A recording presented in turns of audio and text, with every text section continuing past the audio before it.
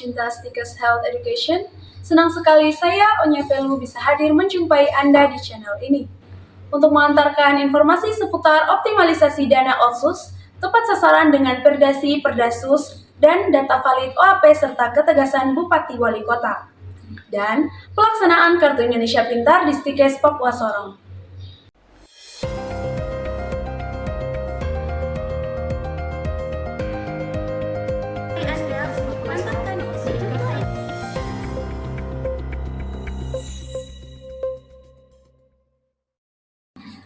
Ketua Stikes Papua Sorong, Dr. Martin Sagrim SKM MKes, minta optimalisasi dana otsus tepat sasaran dengan perdasi, perdasus, serta data valid orang asli Papua, agar tidak terjadi silva, karena banyak anak keluarga kurang mampu belum tersentuh dana otsus.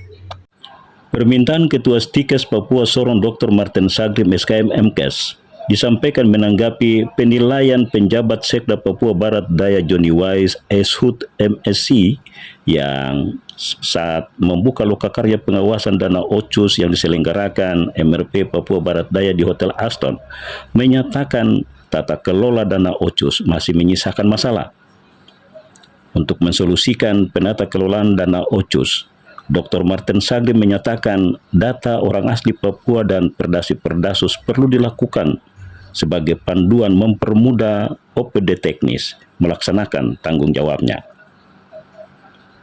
Belum ada dasar penjabaran agar dana otsus itu diturunkan sesuai dengan porsi yang dialokasikan.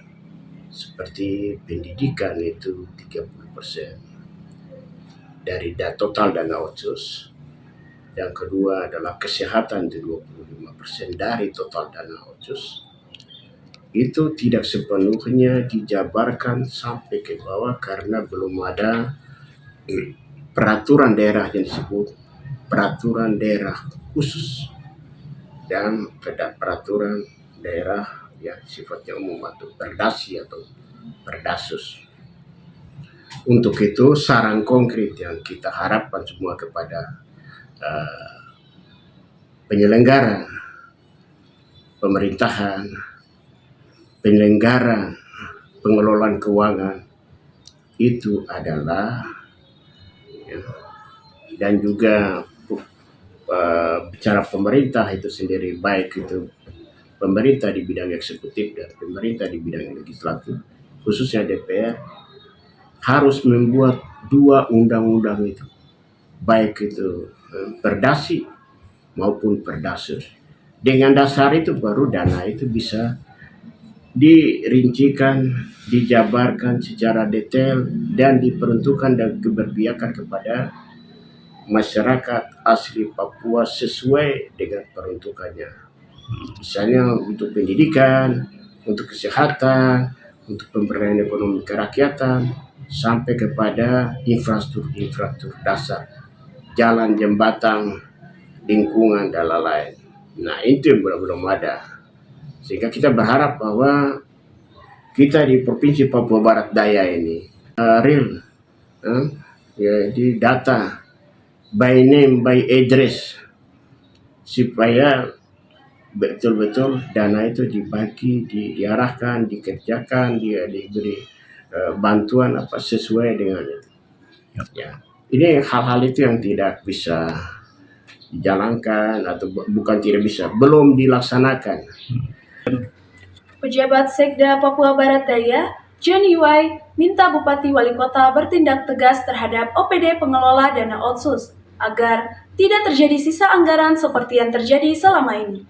Permintaan pejabat Sekda Papua Barat Daya Johnny Y SHUT MSC disampaikan menanggapi pertanyaan wartawan selesai membuka lokakarya pengawasan dana otsus di Hotel Aston. Lambatnya penetapan program perlu disikapi dengan sikap tegas Bupati Wali Kota terhadap OPD teknis karena dana otsus telah dilimpahkan ke kabupaten kota. Ditegaskan, harus ditegaskan di situ. Sanksi, maksudnya supaya dipaksa. Kalau tidak dipaksa nanti nggak bisa jalan. Ya, kepala dinas itu harus dipaksa untuk harus bisa cepat Presiden dulu Jokowi bilang bukan hanya itu, harus perlu kecepatan. Baik. Seluruh orang Papua itu awasi dana ini. Pokoknya orang Papua yang hitam, ke kulit, keriting, rambut itu, ini harus awasi dana ini, dananya. Terus, jadi bukan hanya lembaga pemerintah sendiri, BPK, BPKB, atau teman-teman pers, tapi seluruh masyarakat bisa melihat ini pembangunan dia buat ini seperti apa, harus memberikan informasi kepada kita. Nah, yang kita rencanakan di atas ini belum tentu seperti yang terjadi di lapangan. Ya, itulah sehingga latihan. Sementara Ketua MRP Papua Barat Daya Alphonse Kambu menyatakan tujuan melaksanakan Loka Karya melibatkan perguruan tinggi, LSM, dan masyarakat adalah untuk memperkuat pengawasan terhadap pelaksanaan dana otsus yang masih dianggap jauh dari harapan. Di 2 tahun pemerintahan ini ada 3 hal yang saya lihat itu tidak ada. Tidak ada. Contoh penyusunan pergub tentang tata cara rekrutmen pembentukan pansel dan rekrutmen DPRP. MRP tidak dilibatkan. Itu kan kewenangan MRP harusnya dilibatkan. Yang kedua, keputusan MRP tentang politik kemarin tidak dipatuhi. Kan itu kan absolutisme oleh pemerintah, itu tidak menghargai undang-undang. Apalagi soal keuangan ini putri cantik. Orang makan diam-diam kan sulit, takut masalah tuh. Betul. Ya, ini makanya kita main cantiknya kayak KPK dulu. Karena penyerapan dana otsus tahun 2023 ke 2024 itu sangat minim, 30%. Bisa aja dikembalikan. Ini jangan karena ini sayang loh, masyarakat ini seperti itu, makanya ini kita lakukan kegiatan ini. Anggota kami mendapat kemampuan, kapasitas mereka bisa diukur, oke layak bisa turun lapangan melakukan verifikasi. Solusi dan harapan serta tujuan memperkuat pengawasan pelaksanaan dana otsus diharapkan dapat menata kelola dana otsus dengan baik untuk memberikan kemanfaatan kepada orang asli Papua. Stikes Papua Sorong berkomitmen jalankan program Kartu Indonesia Pintar KIP Kuliah agar tidak merugikan mahasiswa penerima program pemerintah tersebut. Komitmen Stikes menjalankan program Kartu Indonesia Pintar KIP Kuliah agar tidak merugikan mahasiswa disampaikan Kepala Biro Kemahasiswaan dan Alumni Stikes Sakina Lihawa Empram menanggapi tujuan dilakukannya evaluasi tahunan penerimaan beasiswa kampus Stikes di Aula Stikes Gedung B hari Rabu. Selaku penanggung jawab program KIP Kuliah, Sakina menyatakan telah maksimal melaksanakan program ini sehingga diharapkan mahasiswa bisa melaksanakannya sebaik mungkin. Dari hasil evaluasi kemarin, penerima beasiswa KIP untuk Stikes Papua 2024-2025 genap berjumlah 219 orang. Adapun hasil evaluasi kemarin yaitu kami ingin mahasiswa penerima KIP agar mempertahankan IP mahasiswa yaitu 3,0. Kami harapkan agar mahasiswa tidak turun atau tidak menurun lagi untuk IP-nya, diharapkan untuk terus naik. Dan diharapkan untuk kedepannya tidak ada namanya double funding atau beasiswa lain yang diterima oleh mahasiswa. Karena itu akan menjadi temuan nanti ke depannya. Selain itu juga kami harapkan agar mahasiswa bisa lebih aktif lagi dalam pembelajaran dan dalam organisasi. Kenapa seperti itu?